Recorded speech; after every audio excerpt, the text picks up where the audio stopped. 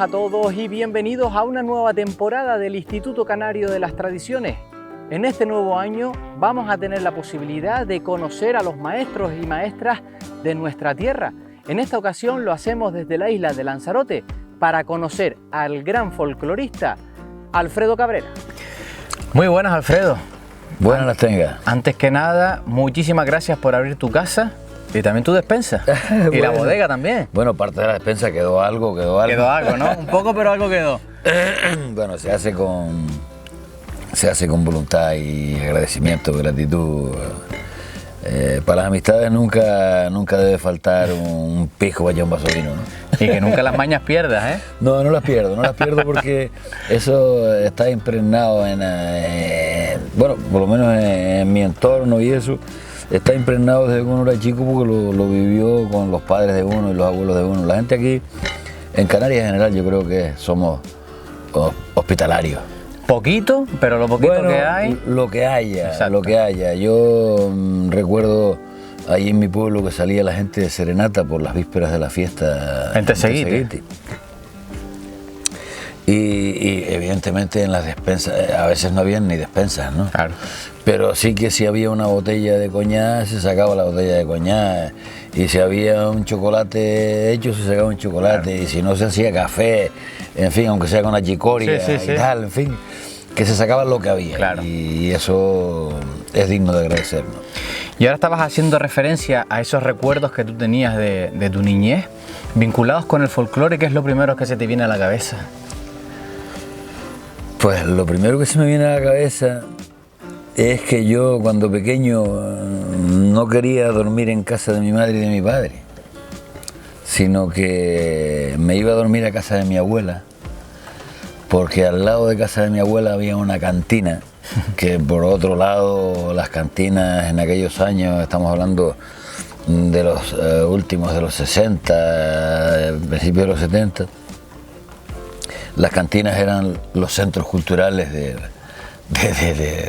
cualquiera de los pueblos, ¿no? Porque era donde la gente se reunía, donde se llevaba la problemática social, la problemática laboral, la problemática económica, la problemática de las amistades o enemistades, en fin, se llevaba todo, se llevaba a la cantina. Era como el congreso, pero en chico. Exactamente. Y mi abuela, al lado de casa de mi abuela, mi tío José Delgado tenía una cantina, y en esa cantina se reunían a tocar los tocadores de allí de Teseguite, la gente que tocaba guitarra, timple, tal, se reunían y muchas de las noches habían parranda, ¿no? Uh-huh. Entonces, imagínate tú, finales de los años 60, cuando en Lanzarote había media docena de coches y no había luz eléctrica, la televisión no existía, sino algún aparato de radio y poco más, pues las noches eran espléndidas para oír cualquier cosa. Las parrandas se oían de casa de mi abuela, que no era una casa que estaba pegada,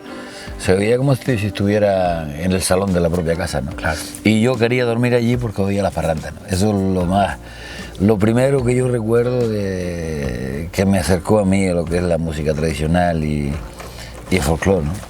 Porque además ustedes pertenecen a una generación que tú estabas poniendo muy bien el ejemplo de Lanzarote, en la que vivió y nació en una isla sin apenas coches, sin luz, a tener ahora una cierta edad en donde ya se conduce con un Land Rover, o sea, de ir descalzo a ir en Land Rover, ¿no? Dentro de ese folclore también se ha producido una evolución. Vamos a ver, han aparecido nuevos elementos en lo que es la música de Lanzarote, ¿no? Nuevas aportaciones por determinados grupos y parrandas y tal.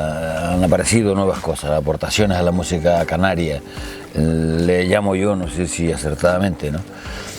Pero lo que sí es verdad es que incluso esos grupos que hacen nuevas aportaciones a la música canaria desde Lanzarote, cuando van a hacer música tradicional, hacen música tradicional de Lanzarote, ¿no?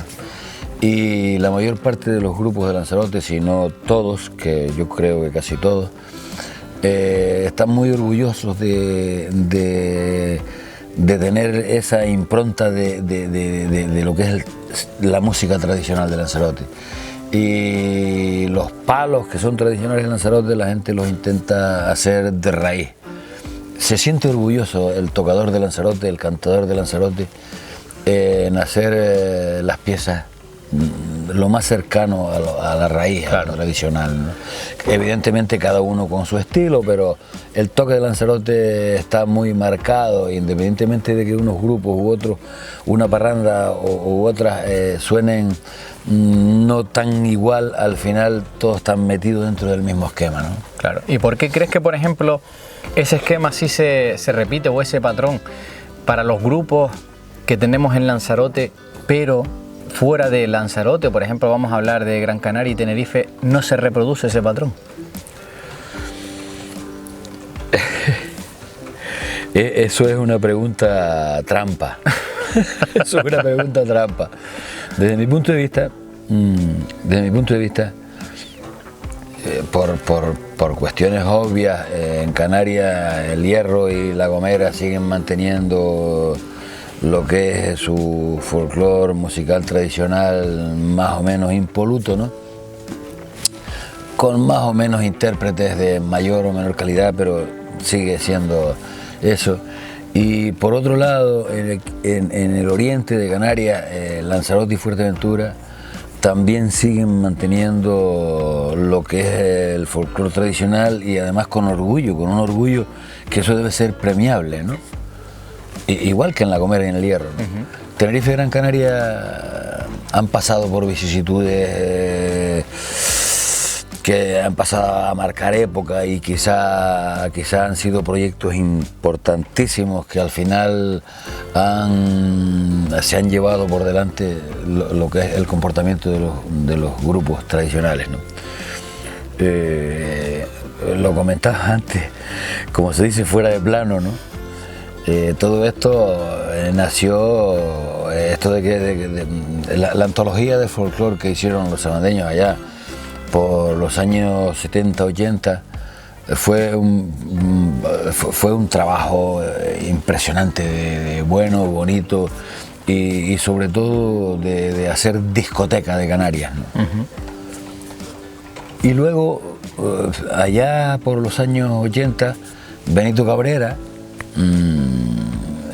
hizo un proyecto exquisito y impoluto que no tiene ningún género de duda en cuanto a la calidad de lo que hizo, que fue la agrupación folclórica universitaria de La Laguna, cuando aún la Universidad de Las Palmas no estaba, bueno, estaba en ciernes ahí, pero Benito se lanzó con ese proyecto.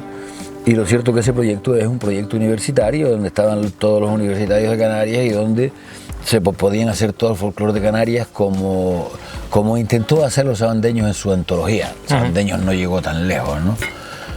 Llegó sí lejos en calidad, pero hubieron cosas que no abordaron, ¿no? Pero Benito con la AFU sí lo abordó, porque entre otras cosas él en la AFU había unos cuadros impresionantes de tocadores, de cantadores, de bailadores, y empezaron a comerse todos los escenarios de Tenerife, de Gran Canaria, de Lanzarote, de Fuerteventura, en definitiva de toda Canarias. Se comieron, la AFU se empezó a comer escenarios por toda Canarias. Y claro, los grupos de Tenerife, bueno, pues se vieron abocados a hacer lo mismo que estaba haciendo la AFU, y empezaron a hacer seguidillas de Lanzarote, malagueñas de Lanzarote, bailadas de Lanzarote, Isa del Uno de Lanzarote, la Isa Corrida de Fuerteventura, la polca majorera, en fin. Y hombre, vale que se sepa tocar y se haga, pero en los escenarios yo creo que cada grupo de cada isla debe de llevar, para que el público sepa de qué va la cosa, debe llevar el folclore de su tierra, ¿no? Ese es mi pensamiento. ¿Y dónde crees tú que está la clave, Alfredo, de que el folclore de Lanzarote, el folclore conejero, sea tan querido por el resto de canarios? Bueno, quizá pueda ser la pureza y el modo de interpretar no tan sofisticado. Date cuenta tú que cuando ya los conservatorios de Gran Canaria y de Tenerife tenían historia. En Lanzarote había a lo mejor 2 academias de música que las dirigían pues 2 adelantados, pero no músicos, ¿no? Sí, sí, sí.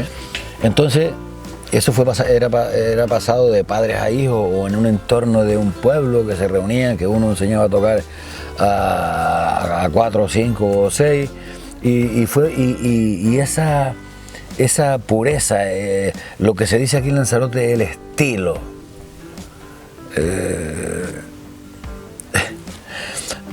Un señor mayor de la parranda en la que yo estoy, la parranda Lagar de Seguiti, al cual le dedicamos el memorial ahora cada año, Juan Cabrera, cuando oía a un muchacho joven tocar, y él siempre le decía, esa es la tonada, o le decía, esa no es la tonada, esa es la tonada o esa no es la tonada. ¿Quiere esto decir que la gente de Lanzarote se preocupa de que la tonada de Lanzarote sea la tonada de Lanzarote? Por eso en Lanzarote se da el caso de que hay timplistas rasgueadores, porque hoy la palabra timplista quizás encorseta mucho, claro, a lo que siempre fue un timplista. O sea, el timple se hizo para acompañar rasgueando, y luego vinieron unos musicazos tremendos, unos tipos privilegiados en el tema de la música, y trasladaron el timple a un sitio donde nunca había sido trasladado. Claro, evidentemente, a eso hay que tener un respeto, pero el timple se hizo para ser rasgueado. Y en Lanzarote, no sé qué pasa, casualmente el timple no se rasguea como en ninguna isla de Canarias, ni tan siquiera como en Fuerteventura. En Fuerteventura le meten mucha muñeca y mucho, y en Lanzarote se toca más a contratiempo, con ciertas paradas, con ciertos redobles y tal, que lo hace único. Y mira, en Lanzarote yo conozco un montón de gente que toca el timple y no hay uno que toque igual, pero todos tocan de Lanzarote. Claro. Es que eso mismo te iba a preguntar, porque además una de las cosas que llama mucho la atención a aquellos que tengan el privilegio de verte es el raqueo que tú tienes. ¿De dónde lo aprendiste? Bueno, pues ya como te dije antes, en Lanzarote hay un conservatorio no, una academia insular de música, pero conservatorios no hay. Yo aprendí a tocar timple y un poquito que sé de guitarra y tal, y me adentré en el folclore con media docena de amigos allí de Seguiti, que éramos bisoños de 12, 13, 14 años, y nos reuníamos en casa de un amigo que el padre tocaba la guitarra de aquella manera, ¿no? Claro. Entonces lo que él aprendía por la mañana con el padre, por la tarde nos lo trasladaba a nosotros, ¿no? Y bueno, y lo que sabemos, que ninguno somos duchos en el tema, no somos extraordinarios tocadores ni mucho menos, pero lo que aprendimos ahí es lo que sabemos. Y luego cada uno, los palos de Lanzarote, el ritmo, el golpe, la tonada, como te decía antes, está aquí, está en la mente de todo conejero y en el oído de todo conejero, ¿no? Entonces, cada uno se arma como puede para sacarle ese sonido. Y bueno, a mí me dicen que yo tengo un rasgueo que inusual, no común. Yo es que no sé. Al final fue lo que aprendiste, pero ¿no? No, yo es que no sé hacerlo de otra manera. Claro. No sé hacerlo de otra manera. Y como no tuve ningún maestro experto que me dijera, no, esto es así, pues yo lo hice a mi manera y es de la misma manera que sigo tocando. Sigo tocando cuando llego a una parranda, yo tampoco soy de esos timplistas de escenario, ¿no? Y bueno, la gente, tengo amigos, sobre todo amigos, ¿no? Porque los enemigos no le dicen a uno. Eso no está. Habitualmente no le dicen a uno nada, sino que lo dicen en otros aspectos, en otros espectros de no donde uno está, ¿no? Y algunos amigos me dicen que el toque que yo hago del timple, pues les gusta y es tradicional. De todas maneras, conmigo no cuenten para hacer otro porque no sé. porque tienes que ser tú. Sí, no. Y porque el toque de Lanzarote, el golpe de Lanzarote, es así. Y por ejemplo, antes hacía referencia también a la tonada. ¿Consideras que hoy la tonada goza de buena salud? ¿Ese folclore tradicional hoy sigue estando presente en las nuevas generaciones de conejeros y conejeras? Bueno, lo que yo conozco, que lo conozco casi todo, en Lanzarote, ¿no? Sé que hay timplistas jóvenes que llevan la tonada de Lanzarote, el golpe de Lanzarote. ¿Qué pasa? Que luego también hay otros muchos que lo que hacen es virtuosismo con el timple. Claro. Y habitualmente, a pesar de que toda esa gente tiene una muñeca extraordinaria, pues a lo mejor lo que están buscando en sus enseñanzas no es la tonada de Lanzarote, ¿no? Pero sí que está garantizado el golpe de Lanzarote con los jóvenes. Yo conozco al menos media docena de jóvenes en Lanzarote que llevan la tonada, como decía Juan Cabrera, para descanse, ¿no? Por ejemplo, hoy en 2023 han surgido numerosos imprevistos a las nuevas generaciones que se han visto abocadas a replantearse. Incluso sucede que a lo largo de todo el territorio pues se produce esa emigración del campo, de la ciudad, perdón, al campo. En ese retorno también se recuperan tradiciones y el folclore parece que se vuelve a reactivar. ¿Qué consideras tú o cómo crees que se podría seguir trabajando para que todavía los jóvenes disfruten y entiendan y practiquen mucho más el folclore?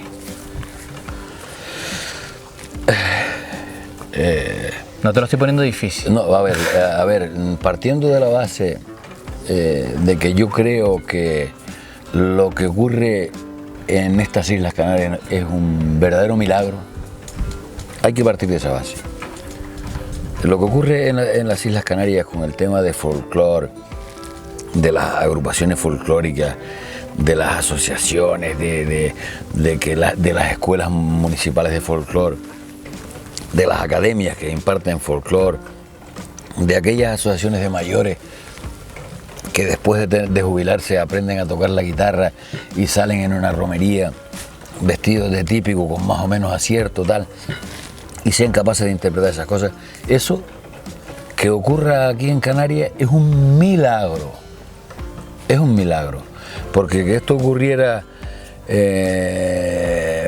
pues a principios del siglo XX, en la primera mitad del siglo XX, vale, que en algunas islas ocurrieran hasta el último cuarto del siglo XX, vale. Pero que ocurra en la actualidad con la cantidad de aviones extranjeros que nos entran por los aeropuertos, con la cantidad de inmigración, sobre todo americana, peninsular, que Canarias está lleno de peninsulares, en Canarias hay tantos peninsulares como Canarias. Sí. Y luego lo que es la emigración esta de pateras, que por Dios y la Virgen Santísima me duele en el alma, pero también nos está llegando, en definitiva. Que eso se siga manteniendo en las Islas Canarias es un milagro, pero es un milagro que no hay que confiar en ese milagro, ¿eh? No hay que confiar en ese milagro porque esto se nos puede venir abajo de un momento a otro. Y ese milagro, el que eso ocurra, yo creo que es la principal de las señas de identidad de Canarias. Y es lastimoso que las instituciones públicas, las administraciones, no metan cantidades de dinero importantes para el sostenimiento de esta seña de identidad. Es una seña de identidad, yo creo que una de las más valiosas de este territorio. Y primero, no está recogido en ley. No hay nada recogido en ley. El gobierno de Canarias habrá hecho muchas leyes, pero no está recogido en ley nada con respecto a lo que se puede recoger. Y en este aspecto, yo, que yo creo que nací nacionalista y quiero morirme así, y con un orgullo impresionante de serlo, ni los gobiernos actuales ni los nacionalistas han hecho nada con respecto a eso.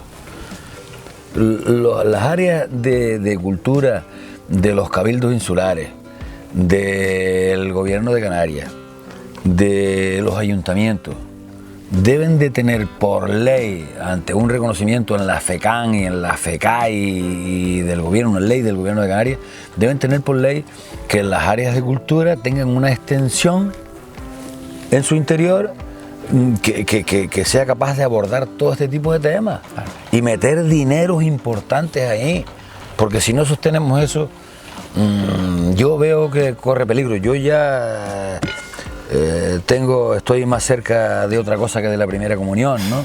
Pero coño, es que algo hay que hacer. Algo hay que hacer y hay que tomar acuerdos en esos sitios, en la FECAN, en la FECAI, el gobierno de Canarias a través de leyes, donde los cabildos, los ayuntamientos, el gobierno de Canarias tengan un área que sea dedicado a lo que son tradiciones, al folclore, en fin. Joder, que esas señas de identidad no se pueden dejar en manos de los que nos visitan, ni en manos de los que vienen a vivir aquí con nosotros, que bienvenidos sean, desde luego. Pero, sí. Pero, sí, un poco lo que tú decías, ¿no? Es ese maravilloso milagro que se ha mantenido, que es nuestro folclore, en la voluntad de hombres y mujeres que deciden quitarse tiempo para ir a ensayar, de hombres y mujeres que dedican esos fines de semana a dejar de estar con sus nietos, o las nuevas generaciones que deciden dejar de hacer otras cosas por mantener una seña de identidad que es verdad que de la cual nosotros nos sentimos bastante orgullosos, pero que si la comparamos, y las comparaciones siempre son odiosas, tenemos el privilegio de decir que Canarias es una de las regiones con mayor diversidad y riqueza musical, ¿no? Hombre, eso está claro. Eso está claro, que, hombre, Canarias siempre fue un crisol de culturas donde muchas de las cosas se asentaron porque bien estaban de paso, o porque regresaron, o porque iban de camino, o porque vinieron, ¿no? Y todo eso es lo que crea el armazón de lo que es la música tradicional y popular de Canarias, ¿no? Y eso hay que cuidarlo, eso lleva dinero, eso no se mantiene así porque sí. O sea, eso lleva dinero público y lleva gente con interés, del signo que sea, pero que tengan interés en las señas de identidad de Canarias. Esa y muchas otras, ¿no? Sí, pero sí. estamos hablando de música, ¿no? Sí. Estamos hablando de música. Y si no invertimos en eso, si no hay capítulos económicos que vayan a afrontar ese tipo de cosas, ¿qué mierda de territorio tenemos? Que nuestros representantes no miran ni para él. Sí. Eso es lo que opino, ¿no? Sí. Y me parece que estoy hablando mucho, ¿no? No. Pues Alfredo, yo creo que nos quedamos con esa interpretación que nos das también sobre el estado actual del folclore, que ha sido una suerte que hoy en día conservemos todo este compendio, ¿no? de tradiciones, y que el folclore, la música, el canto y el baile es otra de las ramas, al igual que las vestimentas.